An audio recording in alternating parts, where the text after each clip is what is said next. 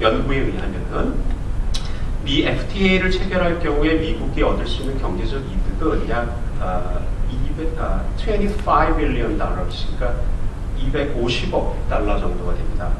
이게 막 큰 액수인데 이게 사실은 미국의 GDP 대비로 해봤을 때는 0.14%밖에 안 됩니다.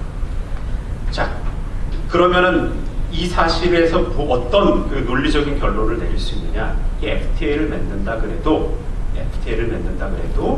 미국이 한국에 대해서 주는 안보 공약이 강화될 거라고, 현저히 강화될 거라고 기대하기가 어렵다는 겁니다. 자, 미국 측 얘기를 조금 해보겠습니다. 한국 측 얘기를 해보겠습니다. 한미 FTA를 체결할 경우 한국은 약 90억 달러 정도의 경제적인 이득을 보게 됩니다. 이게 GDP 대비는 1.26%에 지나지 않습니다. 적지는 않지만 그렇다 그래서 한미 간의 경제적인 유대관계가 현저히 증가하는 것은 아닙니다. 자, 두 번째 이유를 말씀드리겠습니다. 제가 통념을 거부하는 두 번째 이유에 대해서 말씀드리겠습니다. 그것은 뭐냐면 이 한미 FTA만 맺고 끝나면은 모르는데 그 한미 FTA가 북한이라든지 중국이라든지 이런 사실 한미동맹의 잠재적인 적국과의 경제교역량도 또 늘려줄 수가 있습니다. 근데 이론적인 그런 글들을 읽어보면 어떤 얘기들이 있냐면 동맹국끼리의 경제적인 유대관계가 동맹을 강화시켜주는 면이 설사 있다 하더라도 만약에 잠재적인 적국과 이 동맹국들 간의 경제적 유대관계가 심해질 경우에, 심화될 경우에는 동맹이 오히려 약화될 수 있다라고 얘기합니다. 그것을 마음에 두시고 한번 제가 드리는 말씀을 경청해 주시기 바랍니다.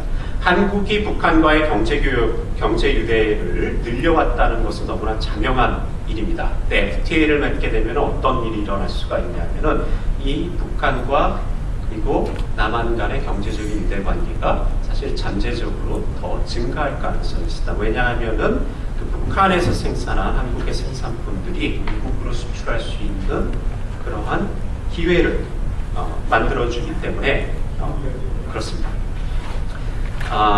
그리고 이제 중국 얘기를 그러면 해보겠습니다. 중국과 역시 한국과의 경제 교역량도 상당히 늘어났습니다. 1992년 수교 이후에 그래 왔었죠.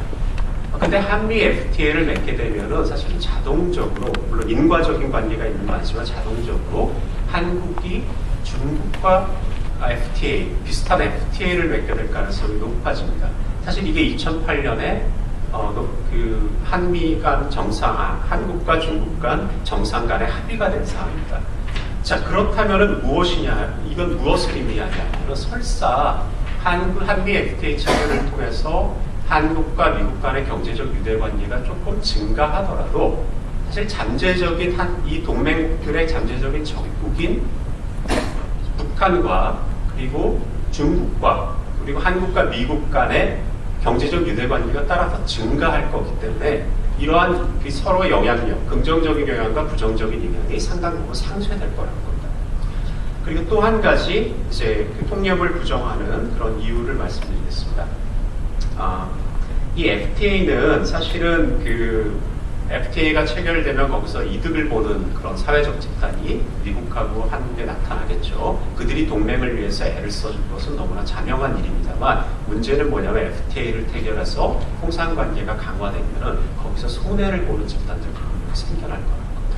소위 루저들이 생겨나는 거죠. 예를 들면은 한국의 농업 부문에 종사하는 분들이라든지 미국으로 치면은 뭐 자동차라든지 아니면은 섬유 부문에 종사하는 노동자들이 그런 겁니다.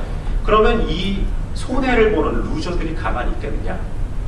분명히 그들 나름대로 로비를 펼칠 겁니다. 근데 우리가 알 수 없는 건 뭐냐면 이 한미 FTA를 통해서 여러 가지 위너가 생겨나고 루저가 생겨나고 이들이 경합을 할 텐데 이 경합에 어떤 결과를 가져올지 우리가 알 수 있는 길이 없습니다. 그러니까 이 얘기는 뭐냐면은 한미 FTA가 체결되고 양국의 통상관계가 강화돼서 동맹에 더 큰 경제적 이득을 갖는 집단이 생겨난다는 것만으로 우리가 통념을 쉽게 받아들일 수 있는 충분한 근거가 되지 못한다는 겁니다. 이외에도 몇 가지 그 이유가 있습니다만 시간 관계상 제가 줄이기로 하고요. 그거는 글을 읽어보시면 되겠습니다. 어쨌든 지금까지 얘기를 종합을 하면 뭐냐면은 지금까지 말씀드린 이유를 다 종합을 해봤을 경우에 우리가 통념, 한미 FTA가 한미 동맹을 현저하게 강화시켜 줄 거라는 이 통념을 받아들일 아주 충분한 논리적인 근거는 찾아볼 수가 없다는 겁니다. 그러면 제가 경험적으로 분석한 결과를 말씀드리겠습니다. 아까 말씀드린 것처럼 이제 결국은 제가 사례 분석을 했습니다.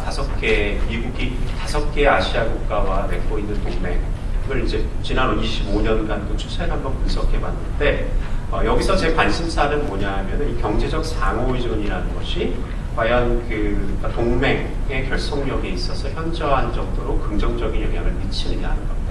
이것이 바로 그 우리가 알고 있는 한미 FTA에 관한 통념을 뒷받침하는 아주 중요한 그런 어썸션이기 때문에 이 어썸션이 만약에 경험적 증거에서 뒷받침 안 된다면 우리가 사실 통념을 받아들일 경험적인 이유는 없는 겁니다. 자, 제가 찾은 것은 무엇이냐? 다 설명을 드릴 수는 없고요. 비주얼, 고주얼. 제가 케이스 스터디를 자세하게 페이퍼에 해놨으니까 한번 보시기 바랍니다. 그게 사실 페이퍼의 대부분에 해당하는 건데 제가 시간이 없어서 몇 문장으로 그냥 압축을 하겠습니다. 역시 역사적인 분석 결과도 아까 논리적 분석 결과와 크게 다르지 않습니다. 그것은 뭐냐면 경제적 상호의존이 동맹의 결속력에 긍정적인 영향을 미친다는 증거는 매우 찾아보기 어렵습니다. 미국과 오스트레일리아 동맹만 약간 애매모호한 그런 증거를 내놓을 뿐 다른 4가지 모든 동맹들은 한결같이 그 경제적 상호의존이 늘어나고 줄어들면에 따라서 동맹이 강화되고 약화되는 이렇게 우리가 기대하는 패턴을 보여주지 않습니다. 자, 요약하겠습니다. 한미 FTA가 맺어지면 한미 동맹이 상당히 강화될 거라는 통념은 이론적으로도 경험적으로도 아주 강한 근거를 가지고 있지 못합니다. 근데 조금 더 정확하게 그러면 얼마만큼의 안보 효과를 우리가 기대할 수 있는 거냐라는 것은 제가 말씀드리지 못하겠습니다. 그걸 조금 더 엄정한 그런 분석이 필요한데요. 적어도 제가 말씀드리는 것은 어떤 얘기들을 해드릴 수 있냐면 우리가 믿고 있는 통념을 조금 다시는 고려해봐야 된다. 그리고 우리가 좀 더 진지하게 연구를 이 문제에 대해서 한번 해봐야 된다 정도는 말씀드릴 수 있습니다. 자, 정책적인 함의에 대해서 말씀드리겠습니다. 이쯤 이제 말씀을 드리면 이런 질문이 떠오르실 겁니다. 이거 FTA 하지 말자는 거다. 그 얘기가 전혀 아닙니다. 지금 좀 늦었습니다. 그러니까 사실은 FTA가 그 동맹의 결속력에 관해서 갖는 실질적인 영향력은 미미하더라도 이 FTA가 동맹에 대해서 상당한 심리적인 효과를 가질 수가 있습니다. 이것은 왜냐하면 많은 사람들이 사실과는 다르게 이 동맹이라는 것에 있어서 FTA가 굉장히 중요하고 그리고 이 FTA가 사실은 이 겉보기에는 시들시들해져가는 이 동맹을 살릴 수 있는 구세주라고 사람들이 믿기 때문입니다. 이런 상황에서 만약에 FTA가 체결이 안 됐다. 자, 체결이 됐다가 이제 비준을 못 받았다. 그러면 어떤 일이 생기겠습니까? 많은 사람들이 실망을 하겠죠. 이 FTA가 구원자인 줄 알았더니 구원자가 돌아가셨다라는 생각을 하게 될 겁니다. 자, 그렇게 되면은 동맹을 지지해 주셨던 많은 분들이 사기를 잃어버리게 되고, 그죠? 동맹의 약화를 기대했던 사람들의 기세가 등등해지면서 동맹이 더 약화될 가능성이 있습니다. 자, 그러면 우리가 무엇을 해야 되느냐? 지금 이 순간에서 양국 정부들은 사실은 FTA를 계속 이끌어 나가는 수밖에 없습니다. 만약에 FTA를 중단하는 이 상황에서 비준을 하지 않게 되면 어떤 결과를 주시냐면은 동맹까지도 약화될 가능성이 크습니다. 왜냐하면 두 개를 연계시켜놨기 때문에 정치가들이. 그리고 또 하나의 함의를 말씀드리겠습니다. 근데 단기적으로는 어쩔 수 없습니다. FTA를 그냥 하는 수밖에 없는데